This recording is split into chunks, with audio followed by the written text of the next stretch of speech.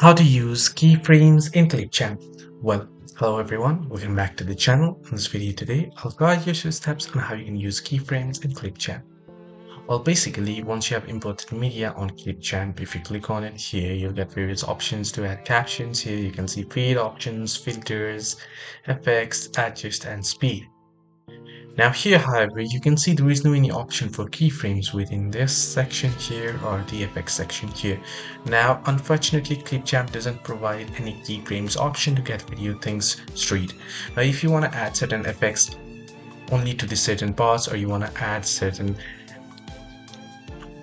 layover that you wish to add and move it, then what you can do is you can simply split that particular part, and then you can simply head over to the part that you would like to split, right, and click on S, and then once it's been splitted, you can add certain effects, animation to it, and that way you can go ahead and simply use ClipChamp or edit.